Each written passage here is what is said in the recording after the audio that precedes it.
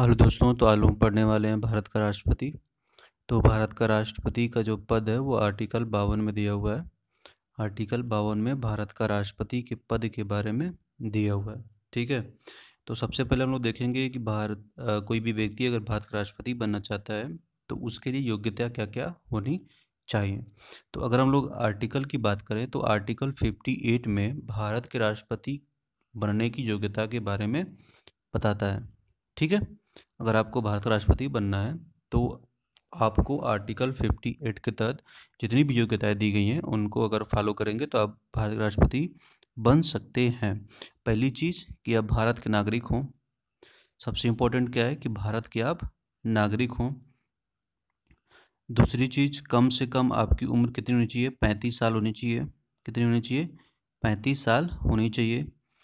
कोई लाभ का पद धारण न करता हो, जो व्यक्ति भारत का राष्ट्रपति बनना चाहता हो वो पहली चीज़ भारत का नागरिक हो, दूसरा उसकी उम्र 35 साल हो, तीसरा कि वही कोई लाभ का पद धारण न करता हो। ये लाभ का पद है क्या, इसका निर्धारण कौन करेगा? तो इसका निर्धारण करेगी संसद। कौन करेगा इसका निर्धारण? तो इसका निर्धारण करती है संसद। संसद बताती है कि कौन सा लाभ का पद है, कौन सा लाभ का पद नहीं है। तो 56 पदों को वहाँ पे इंडिकेशन दिया हुआ है हमारा संसद कि वो लाभ का पद है कि नहीं। सबसे इम्पोर्टेंट है आपका इसमें कि लोकसभा का सदस्य बनने की योग्यता रखता हो, यानी कि वह सदस्य जो लोकसभा का सदस्य बनने की योग्यता रखता होगा वो क्या करेगा? भारत का राष्ट्रपति बन सकता है। अगर मान लीजिए कि भारत का निर्वाचन होते समय अगर वो राष्ट्रपति लोकसभा का सदस्य बनने की योग्यता नहीं रखता हो तो उसको क्या करना होगा कि 6 माह के अंदर उसको लोकसभा का सदस्य बन जाना चाहिए। तब जाके वो भारत के राष्ट्रपति के चुनाव में खड़ा होने की योग्यता रखेगा, यानी कि राष्ट्रपति बनने की योग्यता वो तब कहेंगे कि उसके पास है। पहली, वो भारत का नागरिक हो, दूसरा उसकी उम्र 35 साल हो, तीसरा वो कोई लाभ का पद धारण न करता हो, और चौथा लोकसभा सदस्य बनने की योग्यता रखता हो। देखिए इसमें कम से कम तो 35 साल दिया है, लेकिन अधिक से अधिक समय के लिए संविधान मौन है, यानी कि संविधान अधिक से अधिक समय का कोई उल्लेख नहीं करता है। अगर हम लोग बात करें राष्ट्रपति के निर्वाचन की, तो राष्ट्रपति का जो निर्वाचन है आर्टिकल 55 के अनुसार, जो राष्ट्रपति का निर्वाचन है आर्टिकल 55 के अनुसार राष्ट्रपति का निर्वाचन प्रत्यक्ष निर्वाचन, अनुपातिक प्रतिनिधित्व, एकल संक्रमणीय पद मत के पद्धति द्वारा होता है। ठीक है। तो ये पूछा जाता है एग्जाम में कि ये एकल सॉरी अप्रत्यक्ष निर्वाचन, अनुपातिक प्रतिनिधित्व, एकल संक्रमणीय मत पद्धति किसके अनुसार है राष्ट्रपति के चुनाव में? तो आर्टिकल 55 के अनुसार है। ये किस के अनुसार? आर्टिकल 55 के अनुसार। तो अगर हम लोग बात करें कि चलिए भाई कोई व्यक्ति अगर राष्ट्रपति बनने की योग्यता रखता है तो योग्यता रखने के बाद अगर वो चाहता है राष्ट्रपति का चुनाव लड़ने के लिए तो क्या क्या चीज़ें, कैसे निर्वाचन होता है, पहले उसको हम लोग देखेंगे। सबसे पहले कि अगर वो योग्यता रखता हुआ व्यक्ति, जो मैं योग्यता यहाँ पे चारों बताया, अगर योग्यता रखता है तो सबसे पहले क्या करेगा? वो 15,000 रुपये का 15,000 रुपये, ध्यान दीजिएगा कितने का? 15,000 रुपये। 15,000 रुपये। तो 15,000 उसको रुपये सिक्योरिटी के रूप में जमा करनी होगी। और the president and the vice president election amendment act 1997 किसके अंतर्गत? 1997 के अंतर्गत। 1997 के अंतर्गत, यानी 1997 के अनुसार जो राष्ट्रपति और उपराष्ट्रपति निर्वाचन संशोधन अधिनियम 1997 है, उसके अनुसार क्या होना चाहिए कि राष्ट्रपति को कम से कम जो उनको चुनाव दे सकते हैं उन व्यक्तियों की मैं बात कर रहा हूँ, 50 लोगों द्वारा मतदाताओं द्वारा प्रस्तावित होना चाहिए, और कम से कम 50 व्यक्तियों द्वारा अनुमोदित भी होना चाहिए। और उपराष्ट्रपति के लिए 20-20 होता है, यानी कि उपराष्ट्रपति के लिए 20 व्यक्तियों द्वारा 20 व्यक्तियों, तो कौन से व्यक्ति? जो मतदाता हैं, यानी कि जो चुनाव में वोट डालेंगे राष्ट्रपति के या उपराष्ट्रपति के, मैं उनकी बात कर रहा हूँ। तो अगर राष्ट्रपति है तो 50 व्यक्ति क्या करेंगे? उसको प्रस्तावित भी करेंगे अब 50 व्यक्तियों का अनुमोदन भी होना चाहिए, लेकिन उपराष्ट्रपति होगा तो 20 व्यक्तियों का प्रस्तावित होना चाहिए, 20 व्यक्ति द्वारा, और कम से कम 20 व्यक्तियों द्वारा अनुमोदित भी होना चाहिए।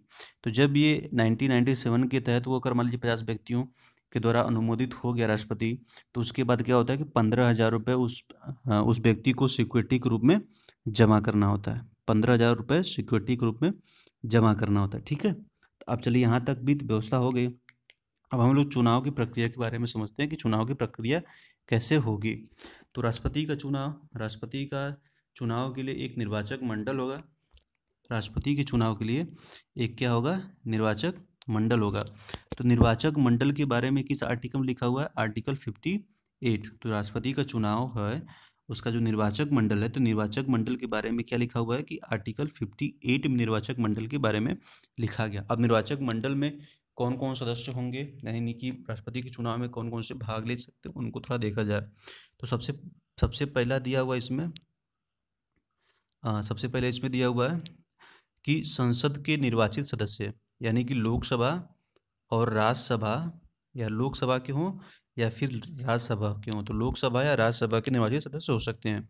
दूसरा दिया है कि राज्यों के विधानसभाओं के निर्वाचित सदस्य, यानी कि राज्यों की जो विधानसभाएं होंगी उनका निर्वाचित सदस्य। और दिल्ली, पांडुचेरी, जम्मू और कश्मीर के विधानसभा के निर्वाचित सदस्य। पहले इनको नहीं लिया जाता था, लेकिन अब इनको लिया जाता है। दिल्ली, पांडुचेरी और जम्मू कश्मीर के निर्वाचित सदस्य, इस बात को ध्यान दीजिएगा। कौन कौन से? तो पहली चीज लोकसभा राज्यसभा के निर्वाचित सदस्य, दूसरा राज्यों के विधानसभाओं के निर्वाचित सदस्य, और उसके बाद दिल्ली, पांडुचेरी, जम्मू एंड कश्मीर के निर्वाचित सदस्य भी इसमें होंगे। ठीक है, सबसे इनसे इम्पोर्टेंट बार बार पूछा जाता है कि इसमें मनोनीत सदस्य राष्ट्रपति के चुनाव में वोट डाल सकता है कि नहीं। तो भैया राष्ट्रपति के चुनाव में निर्वाचित सदस्य वोट नहीं डाल सकता, इस बात को दिमाग में बैठा लीजिए। ठीक है, क्या कर सकता है कि वोट नहीं डाल सकता। कौन? जो मनोनीत सदस्य है वो वोट राष्ट्रपति के चुनाव में नहीं डाल सकता। ठीक है, तो इसमें अगर हम लोग बात करें कि दिल्ली, पांडुचेरी, जम्मू और कश्मीर विधान निर्वाचन सदस्य में पहले नहीं होते थे, लेकिन अब होते हैं, तो यह आपका ये आपका जो एक मिनट, हाँ, जो ये आपका 17वां संविधान संशोधन हुआ था, कौन सा? 17वां संशोधन हुआ था 1992 में। जो 17वां संशोधन हुआ था 1992 में, उसको जम्मू कश्मीर, दिल्ली और पांडिचेरी को संघ राज्य क्षेत्र में शामिल कर लिया गया, तब जाके ये भी राष्ट्रपति के चुनाव में भाग लेने लग गए। ठीक है, तो अब ये सब क्या कर सकते हैं? राष्ट्रपति के चुनाव में भाग ले सकते हैं। तो अब हम बात करें संसद में MP, ठीक है, विधानसभाओं में MLA होंगे। तो संसद में MP, विधानसभाओं में, अब जैसे मान लीजिए कि हम लोग अगर हम लोग बात करें ग्राम पंचायत लेवल पे, अगर हम लोग जाते हैं प्रधान को वोट डालने के लिए, तो अगर हम लोग एक वोट डाल के आते हैं तो हमारा वोट का मत भी क्या होता है? एक होता है। लेकिन राष्ट्रपति के चुनाव में ऐसा नहीं होता। अगर कोई व्यक्ति, यानी कि एक MLA अगर एक वोट डाल के आता है, तो वहाँ पे एक वोट नहीं पड़ेगा। उसका जो चुनाव का जो मत होगा, उसका जो मूल्य होगा, वो अलग अलग होता है। ठीक है, वो क्या होता है? अलग अलग होता है। वो कैसे डिसाइड होता है, आइए उसको हम लोग देख लें। तो पहला अगर हम लोग बात करें कि MLA की बात करें, यहाँ पे वही मैं लिखा हूँ, राष्ट्रपति के चुनाव निर्वाचक मंडल में प्रत्येक सदस्यों का एक डाले गए वोट, यहाँ पे थोड़ा सा प्रिंटिंग मिस्टेक है, टाइपिंग मिस्टेक है, प्रिंटिंग मिस्टेक नहीं, एक मिनट, थोड़ा सही कर। ठीक है, तो यहाँ पे प्रिंटिंग मिस्टेक है, ये वाला हिस्सा है आपका, वो थोड़ा सा गड़बड़ है। ये वाला राष्ट्रपति चुनाव में निर्वाचित मंडल, ये वाला थोड़ा सा गलत, मतलब यही है मेरे कहने का मतलब कि अगर कोई व्यक्ति उसमें MLA चाहे MP एक को डालेगा, तो जो उसके वोटों का मूल्य होगा वो क्या होगा? अलग अलग होगा। तो अगर MLA के मत का मूल्य जान ले, तो MLA के मत का मूल्य कैसे निकलेगा? राज्यों की कुल जनसंख्या बटे में निर्वाचित MLA की संख्या, यानी कि कितने MLA निर्वाचित हुए हैं। जैसे मान लेते हैं कि अगर एमएलए की संख्या, सॉरी राज्यों की जनसंख्या मान लीजिए यहाँ पे 5,000 है, ठीक है, मान लेते हैं कितनी है, 5,000 है, और 5,000 नहीं, 50,000 बोल लिख लेते हैं, ठीक है, 50,000 है। मान लेते हैं कि एमएलए जो एमएलए है वहाँ पे, वहाँ कितने एमएलए हैं, 5 हैं, और डिवाइड बाई 1000, यहाँ पे डिवाइड बाई कितने से कर देंगे, इधर आपका 1000 चल रहा है, तो ये 5 से कट जाएगा, कितनी बार, 10,000। तो 10,000 से जब डिवाइड करेंगे 1,000 पे कितना चला, 10, यानी कि जब एक एमएलए वोट डालेगा तो कितने, और उसका मूल्य कितना होगा, 10, यानी कि एक वोट डालेगा पड़ेगा कितना, 10 पड़ेगा। इस बात को दिमाग दिमाग में रख लीजिए। अगर हम लोग बात करें एमपी की, तो सभी राज्यों के निर्वाचित एमएलए के मतों की संख्या, यानी कि जितने भी निर्वाचित एमएलए के मतों के मूल्यों की संख्या, यानी कि जो मूल्य कितना आया था एक का 10, ठीक है, एक कितना आया था 10, तो उसी हिसाब से सभी राज्यों के जो एमएलए होंगे उनका मूल्य निकालेंगे बटे में निर्वाचित एमपीओ की संख्या, ठीक है, मेंबर ऑफ पार्लियामेंट की बात कर रहा है, तो उसको डिवाइड कर देंगे, तो एक एमपी के जो मत का मूल्य होगा उसको निर्धारण कर लिया जाएगा। और सबसे इम्पोर्टेंट ये है कि अब यहाँ पे एक एमपी और एक एमएलए का जो एक वोट का मूल्य कितना होगा वो तो निर्धारित हो गया, लेकिन सबसे बड़ी चीज़ है यहाँ पे कि निर्धारित होने के बाद ये 50+1 का सिस्टम होता है, यानी कि राष्ट्रपति का एक कोटा पूरा करना होता है। राष्ट्रपति, यहाँ पे राष्ट्रपति लिख दी हो गया है, ये राष्ट्रपति होगा, या राष्ट्रपति नहीं, राष्ट्रपति होगा। राष्ट्रपति निर्वाचित होने के लिए उम्मीदवार को निर्वाचित कोटा प्राप्त करना जरूरी है। तो निर्वाचित कोटा कैसे निकलेगा, तो निर्वाचित कोटा निकलेगा कि चुनाव में डाले गए कुल वैध मत, यानी कि जैसे मान लीजिए कि 100 मत पड़े, जैसे मान लीजिए कुल वैध, अवैध की बात नहीं कर रहा, वैध की बात कर रहा है, तो वैध मत मान लीजिए कितने 100 पड़े, तो उसको डिवाइड कर देना है 2 से, और प्लस उसमें 1 कर देना है, यानी कि 100 को इसको काटे तो 50, तो 50+1 यानी कि 51, यानी कि 50 से ज़्यादा होना चाहिए। मिला जुला करने का मतलब है कि 50 से ज़्यादा होना चाहिए। क्या होना चाहिए, वोट। जैसे मान लीजिए 4 लोग उठे, तो 4 लोग में जो एमपी एमएलए अपना वोट डालें, तो अगर पहली बार में ही, पहली निर्वाचन में ही ये निर्वाचन कोटा प्राप्त कर लेता है, कोई भी व्यक्ति उन चारों में से कोई भी व्यक्ति निर्वाचन कोटा प्राप्त कर लेता है, तो वो उसको राष्ट्रपति घोषित कर दिया जाएगा। अगर वो निर्वाचन कोटा प्राप्त नहीं कर पाता है तो क्या होगा कि ये द्वितीय चरण में जाएगा, और जैसे सबसे कम मतों का मूल्य जिसके पास होगा उसको हटा दिया जाएगा। इस 4 थे, तो मान लीजिए चौथे नंबर पे जो है, जो चौथे नंबर पे है उसका सबसे कम वोट है, तो उसको क्या कर देंगे, हटा देंगे, और उसको हटाने के बाद जो चौथे वाले का जो मत होगा, यानी जो उसको वोट मिले होंगे, उसको उठा के तीनों में अनुपातिक तौर पे बांट दिया जाएगा। ठीक है, इस बात को दिमाग में रखिए। तो किस में लिखा हुआ है, राष्ट्रपति के अप्रत्यक्ष निर्वाचन अनुपातिक प्रतिनिधित्व एकल संक्रमित, आर्टिकल 55 में लिखा हुआ है। किस आर्टिकल में लिखा हुआ है कि निर्वाचक मंडल होगा, तो आर्टिकल 54 में लिखा है, इसको दिमाग में रखिएगा। चलिए, अब निर्वाचन भी हो गया, तो पहले हम लोग क्या पढ़े कि योग्यता क्या होनी चाहिए, उसको पढ़ लिए। फिर कैसे निर्वाचक मंडल में कौन कौन सदस्य होंगे, फिर कैसे निर्वाचन होगा उसका, वो भी पढ़ लिए। तो चलिए भाई, निर्वाचन हो जाएगा, शपथ कौन दिलवाएगा, तो शपथ दिलवाएगा उसको सुप्रीम कोर्ट का मुख्य न्यायाधीश। राष्ट्रपति को शपथ कौन दिलवाता है, सुप्रीम कोर्ट का मुख्य न्यायाधीश। तो अब कार्यकाल कितना होता है, तो कार्यकाल का जो कार्यकाल की बात किया जाए, तो राष्ट्रपति का कार्यकाल होता है 5 साल। कितना होता है, राष्ट्रपति का कार्यकाल होता है 5 साल। कितना होता है, 5। हम लोग बात करें राष्ट्रपति कार्यकाल की, तो राष्ट्रपति का कार्यकाल कितना होता है, 5 साल होता है। कितना होता है, 5 साल होता है। तो राष्ट्रपति का कार्यकाल कितना होता है, 5 साल होता है, यानी कि 5 वर्ष। ठीक है, तो अगर राष्ट्रपति फिर दोबारा निर्वाचित होना चाहे तो निर्वाचित हो सकता है कि नहीं, तो हाँ, निर्वाचित हो सकता है।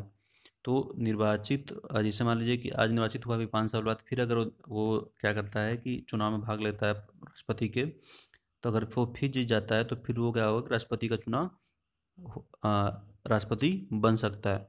ये कितनी बार हो सकता है, इसके लिए जो हमारा संविधान है वो क्या है, मौन है। ठीक है, यानी कहने का मतलब वो जितनी बार चाहे वो राष्ट्रपति वो बन सकता है, लेकिन अमेरिका में ऐसा नहीं है। अमेरिका में इसमें वर्तमान समय में कम से कम आप 2 बार ही राष्ट्रपति बन सकते हैं, उससे ज़्यादा बार नहीं बन सकते हैं। ठीक है, तो अब राष्ट्रपति बन गया, शपथ भी ले लिया, तो अब राष्ट्रपति का कार्य का क्या क्या क्या होता है, राष्ट्रपति की शक्तियाँ क्या क्या है, तो वो तो बहुत बड़ा लेक्चर हो जाएगा। ठीक है, तो अगर राष्ट्रपति की बात करें तो राष्ट्रपति भारत का प्रमुख होता है, वो संवैधानिक प्रमुख भी होता है, वो तीनों सेना जल थल और वायु सेना का मुखिया होता है। यानी कि युद्ध की घोषणा करना होगा तभी राष्ट्रपति करेगा, युद्ध की समाप्ति करनी होगी तभी राष्ट्रपति करेगा। यानी कि बहुत सारी पास उसके पास शक्तियाँ हैं, तो वो मैं अलग वीडियो में डाल दूंगा, तो आप देख लीजिएगा। ठीक है, अगर राष्ट्रपति की पदमुक्ति की बात करें तो राष्ट्रपति की पदमुक्ति की बात करें तो पहला हुआ है कि पहला दिया हुआ है कि कार्यकाल समाप्त होने पर, यानी कि 5 वर्ष, जैसे ही 5 वर्ष पूरा हो जाएगा राष्ट्रपति की पद मुक्ति हो जाएगी। लेकिन जब यहाँ पे कार्यकाल समाप्त होने वाला होता है तो उसके पहले ही नए राष्ट्रपति का निर्वाचन कर दिया जाता है। ठीक है, इस बात को ध्यान दीजिएगा, ये नहीं कि राष्ट्रपति का कार्यकाल समाप्त हो गया उसके बाद राष्ट्रपति का निर्वाचन होगा, ऐसा कुछ नहीं है। तो मैं क्या बोला हूँ, मैं यही बोला हूँ कि जो राष्ट्रपति का जो कार्यकाल है उस समाप्त होने से पहले नए राष्ट्रपति का निर्वाचन हो जाता है। और राष्ट्रपति का कार्यकाल कब समाप्त होता है, 5 वर्ष, यानी कि राष्ट्रपति 5 वर्ष तो सद तक बना रहता है।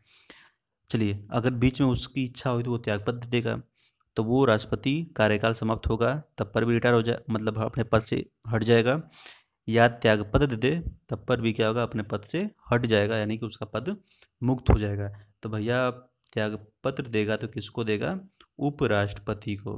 राष्ट्रपति अपना त्यागपत्र किसको देता है, उपराष्ट्रपति को। चलिए, तो अब ये कार्यकाल पे अगर अपने अपने निश्चित कार्यकाल पे हटेगा तो उसके पहले तो राष्ट्रपति का नया चुनाव हो गया, तब तो ठीक है, नया तुरंत गद्दी बैठा, अपना कार्यभार संभाल लिया, व्यवस्थाएं चल पड़ी। लेकिन अगर वो बीच में त्यागपत्र दे दे, या फिर मृत्यु हो जाए, या फिर महाभियोग लग जाए, या फिर निर्वाचन रद्द हो जाए, तो उस कंडीशन पे कौन कार्यभार संभालेगा, तो इसको हम लोग अभी देखेंगे। ठीक है, तो चलिए फिर से एक बार समझ लेते हैं। मैं क्या बोला हूँ कि पहली चीज़ 5 वर्ष पूरा हो जाएगा तो कार्यकाल समाप्त, उस तरह। दूसरा, इस्तीफा दे देगा, यानी त्यागपत्र देगा, किसको देगा, उपराष्ट्रपति को। किसको देगा, उपराष्ट्रपति को देगा। ठीक है, किसको देगा, उपराष्ट्रपति को देगा। अगर कार्यकाल में उसकी मृत्यु हो जाती है तब पर भी उसका पद क्या होगा, रिक्त हो जाएगा। अगर इसे मान लीजिए कि अगर निर्वाचन उसका हुआ और निर्वाचन होने के बाद निर्वाचन में कोई गड़बड़ी आ गई, ठीक है, गड़बड़ी के द्वंद्व उत्पन्न हो गया कि नहीं निर्वाचक सही से नहीं हुआ, तो इस कंडीशन पे कहाँ जाएगा, यानी कि जो अन्य राष्ट्रपति होंगे या जो निर्वाचक मंडल होगा कहाँ जाएगा, तो जाएगा सुप्रीम कोर्ट में। कहाँ जाएगा, सुप्रीम कोर्ट में। और उसका फैसला द्वंद्व होने पर द्वंद्व का फैसला कौन करेगा, सुप्रीम कोर्ट करेगा। ठीक है, जैसे मान लीजिए कि अभी बात हुआ कि निर्वाचन मंडल में कुछ दिक्कतें उत्पन्न हुई, या जैसे कुछ गलतियां या त्रुटियां हुई या कुछ भी हुआ, ये मामला कहाँ चला गया, सुप्रीम कोर्ट। कहाँ चला गया आपका, सुप्रीम कोर्ट। तो सुप्रीम कोर्ट में तुरंत 1-2 दिन में तो फैसला आने वाला नहीं है, कुछ समय तो लगेगा, महीने 2 महीने 3 महीने जितना भी लग सकता है। तो अगर मान लीजिए निर्वाचन होकर कोई व्यक्ति राष्ट्रपति बन गया, जैसे मान लीजिए कोई व्यक्ति राष्ट्रपति बन गया और सुप्रीम कोर्ट ने बाद में ये कहा कि जो निर्वाचन हुआ था वो गलत ढंग से हुआ था, वो अवैध है, उसको मैं निरस्त करता हूँ, तो अगर वो निरस्त कर देगा तो उस कंडीशन पर भी क्या हो जाएगा, निर्वाचन रद्द होने पर उस कंडीशन पर भी उस राष्ट्रपति को हटा दिया जाएगा, हटा दिया जाएगा। तो चलिए, अगर इसे मान लीजिए कोई व्यक्ति ए है, वो राष्ट्रपति बना और 1 महीने बाद, कितने महीने बाद, 1 माह बाद ये होता है कि जो वो राष्ट्रपति ए बना है वो उसका निर्वाचन गलत ढंग से हो गया, कुछ उसमें त्रुटियां हो गई। ठीक है, तो वो सुप्रीम कोर्ट क्या करता है कि उस निर्वाचन को रद्द कर दे। अगर रद्द कर दे तो ए भाई जो 1 महीने तक कार्यभार संभाला, तो 1 महीने तक के अंदर जो इतने भी निर्णय लिया होगा, क्या वो वैधानिक तरीके से सही होंगे, संवैधानिक तरीके से सही होंगे, क्या वो मान्य होंगे, तो हाँ वो मान्य होंगे। तो ध्यान दीजिएगा कि हाँ वो मान्य होंगे, यानी कि जो 1 महीने तक ये रहा, अब बाद में निर्वाचन रद्द होने की वजह से उसको हटा दिया गया, तो 1 महीने के अंदर जितना भी निर्णय लिया होगा वो निर्णय क्या होंगे, मान्य होंगे। हाँ, बाद में संसद उसमें कानून बना के जो भी संशोधन वगैरह करके वो ठीक करे, वो बात की बात है, लेकिन वो मान्य होंगे, इस बात को दिमाग में रखिएगा। और उसके बाद लास्ट में हटा जा सकता है महाभियोग के द्वारा। किसके द्वारा, महाभियोग के द्वारा हटाया जा सकता है। तो महाभियोग की प्रक्रिया कैसे लगती है अभी हम लोग देखेंगे। तो चलिए, पहला तो आपका कार्य समाप्ति, मतलब 5 साल के बाद जब कार्यकाल समाप्त होगा तब तब वो हटेगा। तो जब ये 5 साल पे कार्यकाल जब समाप्त होता है तो उसके कार्यकाल समाप्त होने से पहले ही राष्ट्रपति का चुनाव हो जाता है। तो वहाँ पे वो हटे, फिर तुरंत बैठ गए। तो यहाँ पे व्यवस्था सही है। लेकिन अगर त्यागपत्र दे दे, मृत्यु हो जाए, निर्वाचन रद्द कर दिया जाए, महाभियोग लग जाए, तो इस कंडीशन में थोड़ी सी गैपिंग हो जाती है। ठीक है, तो थोड़ी जब गैपिंग होती है तो उस कंडीशन पे कार्यभार कौन संभालता है, चलिए आइए उसको देख लें।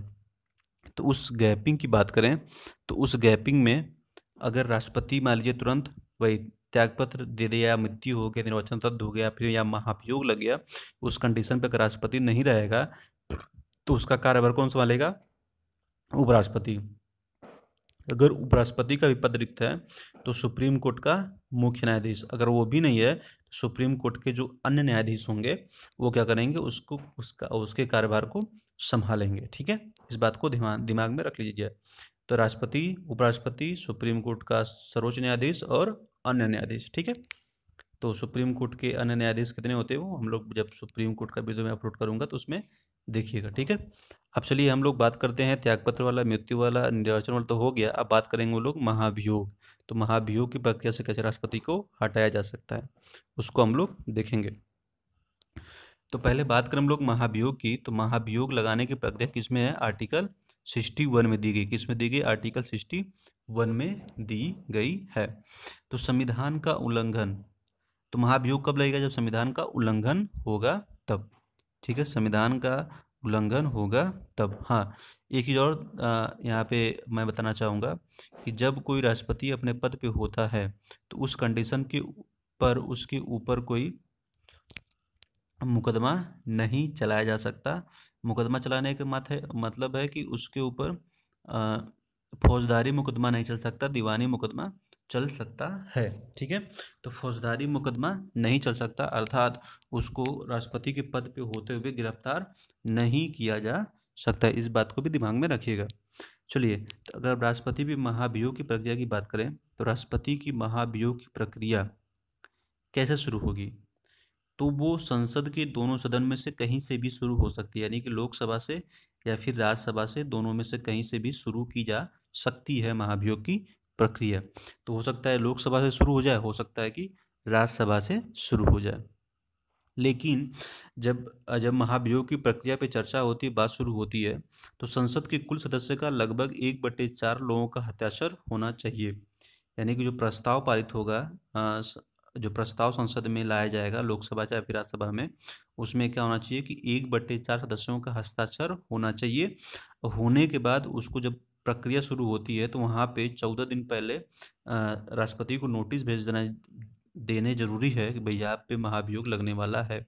तो उस कंडीशन में क्या करता है कि राष्ट्रपति अपने जाके जो गलतियां होता है उस पर सफाई देता है। सफाई का मतलब ये बताता है कि ऐसा हुआ क्यों, काहे हुआ, अपनी जो भी चीज़ें हैं अपने बताता है। ठीक है, अभी तक वैसे भी राष्ट्रपति के ऊपर महाभियोग की प्रक्रिया, अभी महाभियोग लगा ही नहीं है आज तक, वो अच्छी बात है।